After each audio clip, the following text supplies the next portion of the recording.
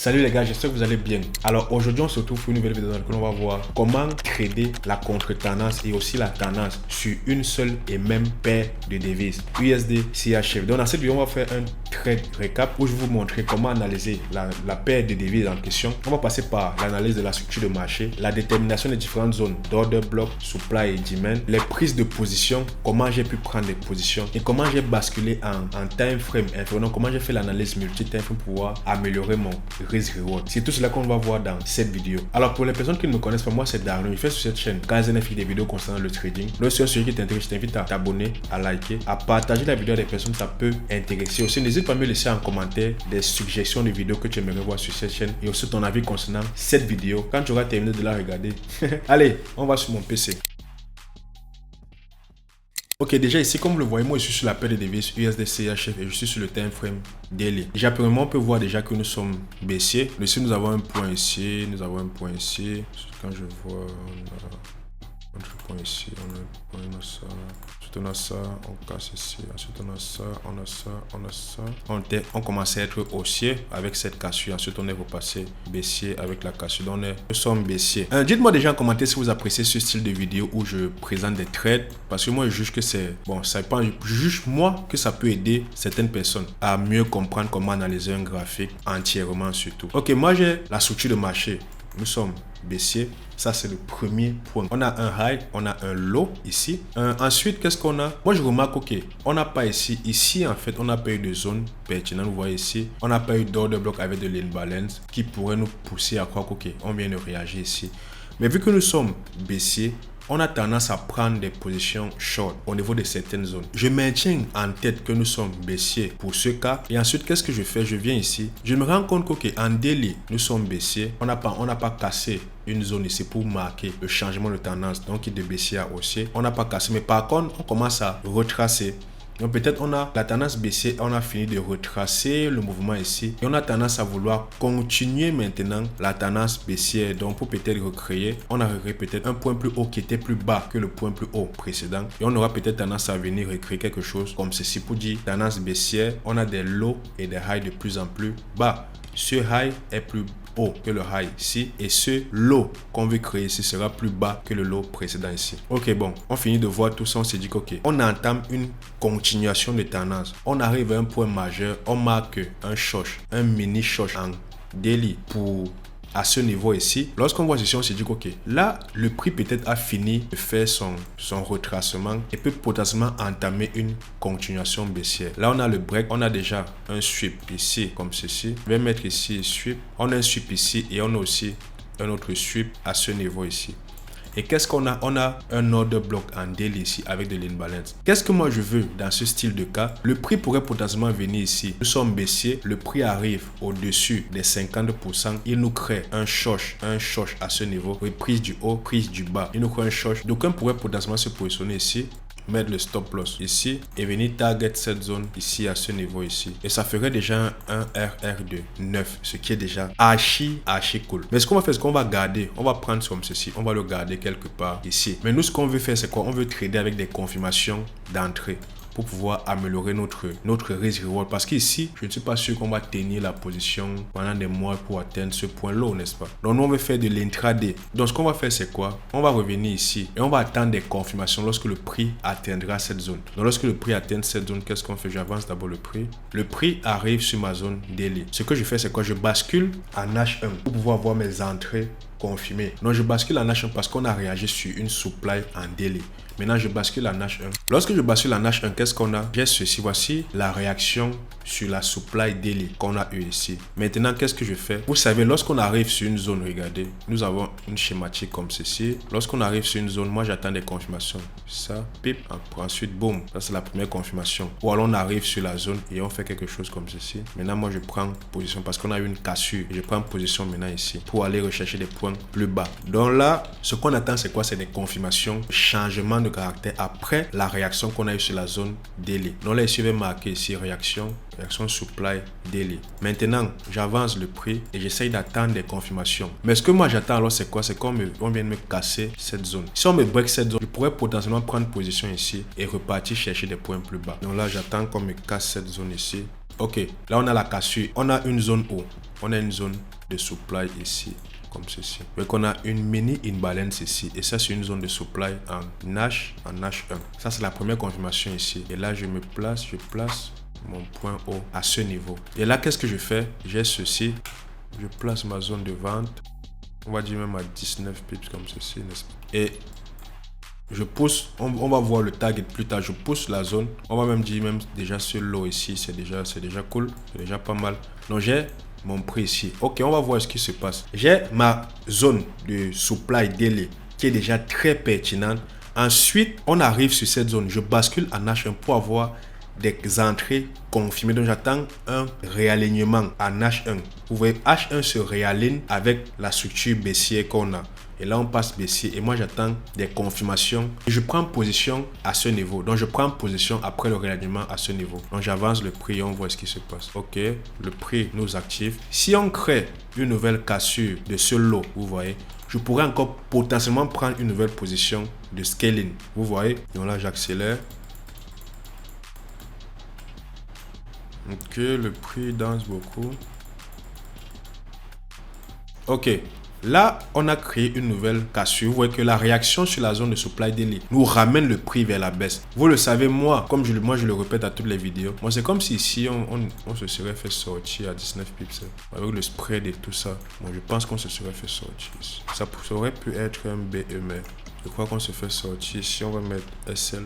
On va mettre SL comme ceci. Et vous voyez qu'ici, là, la position est déjà SL. J'aurais dit une position à BE, mais là, la position est déjà SL. Et qu'est-ce qu'on fait là par la suite? Je prends position où j'ai un order block ici. Vous voyez ici. Et j'ai un deuxième order block où ici, vous voyez, on a de l'imbalance ici. On a de l'imbalance ici. Donc, qu'est-ce que moi je fais dans ce style de configuration? Je prends position à ce niveau et je place mon stop loss quelque part à ce niveau ici. Vous voyez, très simplement. Et qu'est-ce que je fais? Je vais venir target aussi la même zone qu'on a là. Donc moi, je me positionne quelque part là. Et qu'est-ce que le prix fait? Wow. Vous voyez que là, le prix, il a explosé à la baisse directement. Et qu'on est venu réagir sur la zone. Vous voyez qu'ici, j'ai bien fait de privilégier les deux zones. Parce que si je me plaçais ici, je me serais fait SL. Et si je me plaçais uniquement ici, ça devait améliorer mon risk reward, mais imaginez un seul instant que le prix revienne uniquement sur cette zone et s'en va vers la baisse. J'aurais perdu la position. Donc je prends toujours la peine de me positionner de cette façon et je couvre les deux zones. Pour moi, c'est très important de faire comme ceci. Donc là, j'ai quoi? Première position SL et j'ai une deuxième position qui est en train d'évoluer à cet instant.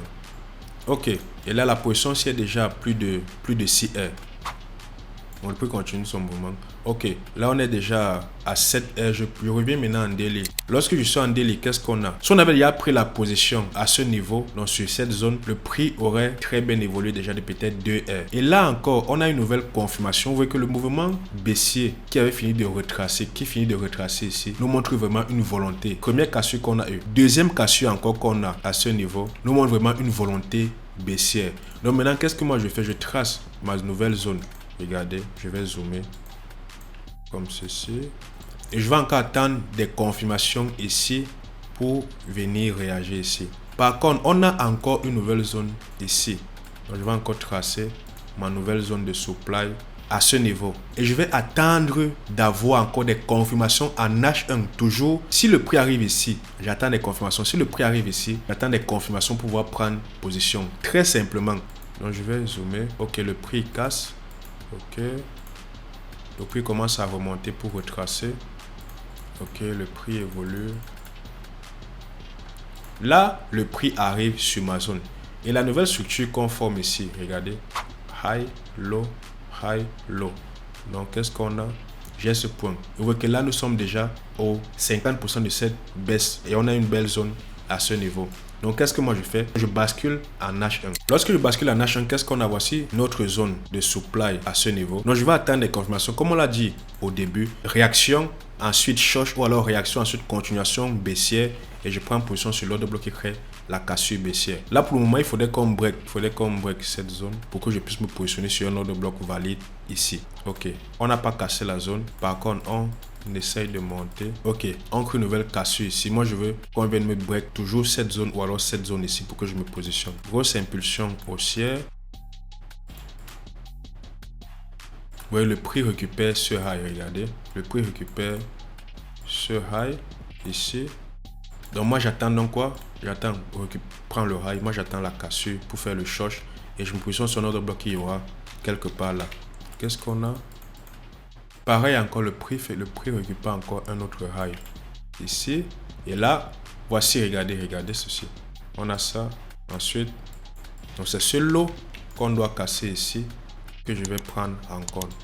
C'est lui. Maintenant, qu'est-ce que je fais? Je place mon order bloc comme ceci et je place supply H1. Par contre, s'il casse encore, il vient recasser ici. Moi, je vais prendre ce qu'on a ici et je vais placer mon SL au-dessus. J'ai oublié de placer l'ordre. Donc, je place l'ordre comme ceci. 11 comme ceci. Là, ceci n'est plus valide. Je trace comme ceci. Par contre, là maintenant, l'ordre bloc on a un ordre bloc ici et on a un ordre bloc ici. Donc, je prends les deux, je place dans mon ordre de vente. Pourquoi? Parce qu'on a fait toutes les cassures. On a fait la cassure et on est dans une zone daily. Je prends mon ordre de vente et je me place ici. On va dire à 27. Et qu'est-ce que je fais? Je viens target le lot dans cette zone de liquidité qu'on a ici. On a la réaction, on a la confirmation, on a le bloc d'ordre. J'ai placé mon stop loss, j'active et on attend de voir ce qui se passe. Là, le prix nous active.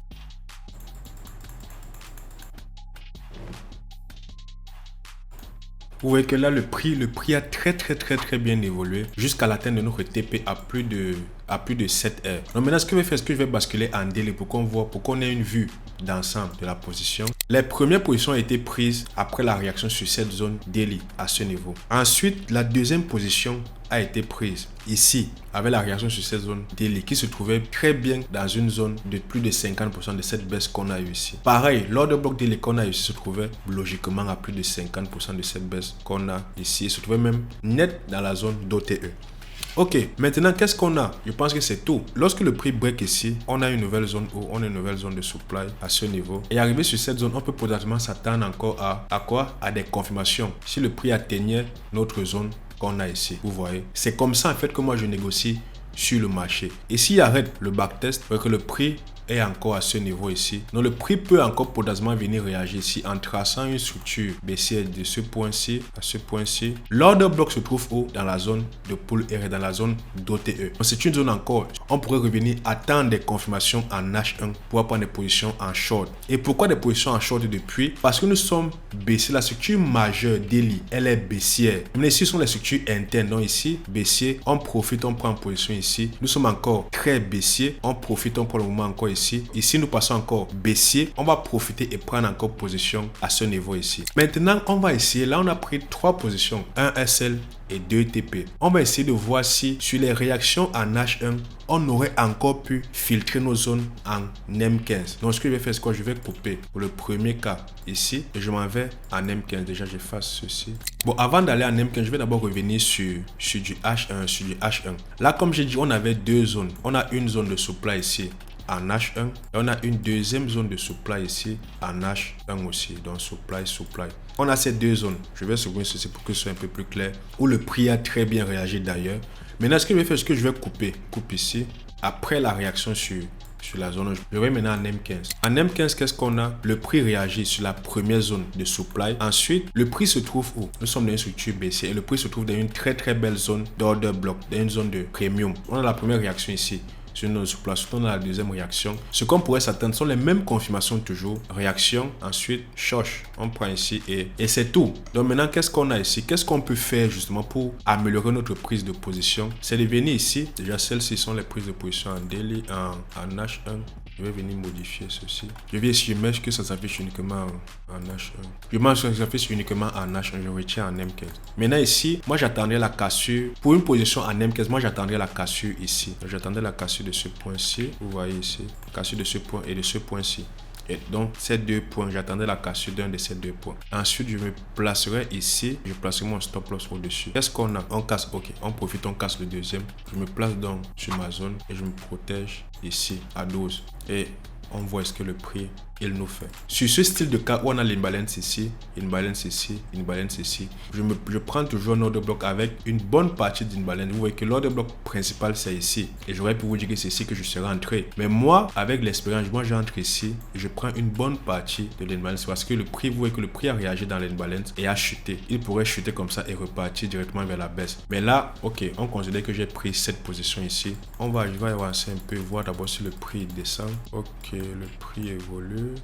Ok, le prix chute. Je vais aller directement en H1 pour voir comment évolue cette position-ci. On a une première position ici avec 22 pips de stop loss. On a une deuxième position ici avec 12 pips de stop loss. Maintenant, cette fois-ci, qu'est-ce que je vais faire? Je vais désactiver le replay pour qu'on voit le résultat de toutes les différentes positions qu'on a eu à prendre. Ici, on a eu déjà une première position qui nous a SL. Ensuite, on a une deuxième confirmation avec le break qu'on a eu ici. Deuxième position. Si je tire la deuxième position, qu'est-ce que ça nous donne comme résultat? Si je m'en vais chercher le point le plus bas qu'on a ici. On a à peu près 15.85 R. Ok.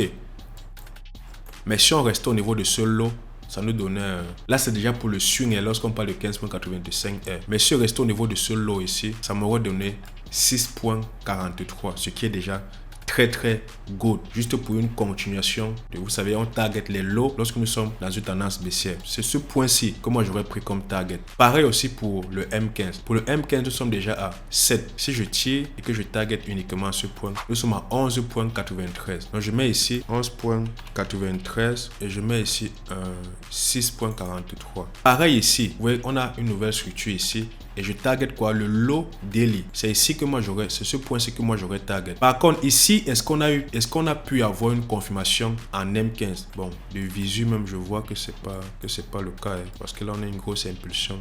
Je ne pense pas qu'on ait eu des mouvements ici, mais bon, je vais aller en M15 pour qu'on puisse voir si on a eu des entrées. Après la réaction, vous voyez, impulsion et on chute. Et je ne pense pas que nous serons revenus là. Il n'y a vraiment eu rien. Même si on dit ok, si je viens ici, je fais comme ceci, il fallait au minimum qu'on revienne ici pour que je puisse prendre position. Et ça n'a pas été le cas. Donc là, moi, je vais effacer ceci. Je reviens en H1. Et ici, par contre, on a eu une position qui a fait 7.37. 7.37. R. On a eu 3 positions en H1 où une a fait SL, un LED, et l'autre a fait 6. Ici aussi, l'autre ici a fait 7. Et on a eu une seule position en M15. Maintenant, ce que je vais faire, c'est que je vais activer la visibilité de tout ceci aussi sur jour et aussi ici sur jour. Lorsque nous sommes sur jour ici, qu'est-ce qu'on a? On a réaction, supply, daily, on a cassé. J'attendais des confirmations en H1. Première rentrée, on a eu SL, comme on l'a vu. Deuxième entrée, on a fait 6. Et lorsqu'on target quoi? Parce que la structure, elle est où? Elle est d'ici à ce point low. Donc, lorsqu'on prend position, c'est ce low qu'on target. Vous voyez? Et lorsqu'on target ce low, on a 6 ici. Et lorsqu'on raffine encore la même zone sur laquelle nous sommes entrés en H1 et qu'on s'en va chercher des confirmations en M15, là, cette fois-ci, on a un RR2 de 11,93, donc à peu près 12. Ensuite, sachez que tout ça, c'est la structure de marché et les zones, c'est comment déterminer la bonne structure, le bon TP. Ici encore, qu'est-ce qu'on a? On a une nouvelle structure de marché. Donc, on a un point. Regardez, on a un point ici à ce point-ci. Lorsqu'on prend position n'importe où ici, le target, il est où? C'est ce lot. Ce n'est pas une zone ou quoi, non. C'est ce lot. Parce que nous sommes baissiers. La structure est baissière et là, on commence le réalignement, on commence la continuation de tendance baissière. Donc, on target les lots. Et ici, on a eu réaction sur une zone daily et on a eu encore une confirmation à ce niveau ici. Et là, nous sommes en 30 juillet. Et là, nous avons ces deux mouvements ici. Juste avec ces 3 entrées, en ayant les confirmations sur une seule période de division, on a fait plus de 20 R. Vous voyez, 11, 7 et 6. De très belles positions. Donc, c'était tout pour cette vidéo. J'espère qu'elle vous a plu. N'hésitez pas à voir la vidéo, à la revoir, comprendre le principe de structure de marché, de prise de position, de confirmation d'entrée, daily, H1 à M15, des changements de caractère, des cassures, pourquoi je prends position en M15, pourquoi ici je n'ai pas pris position, pourquoi je prends position en H1 lorsqu'on réagit sur une supply daily. C'est tout cela qu'il faudrait que vous compreniez. Et pour comprendre cela, il faudrait que vous voyez plusieurs fois la vidéo. Et j'ai eu aussi à faire plusieurs autres vidéos, toujours pour présenter ce même style de trade là. J'ai eu à faire une vidéo sur GBPUSD et sur NZD-ISD.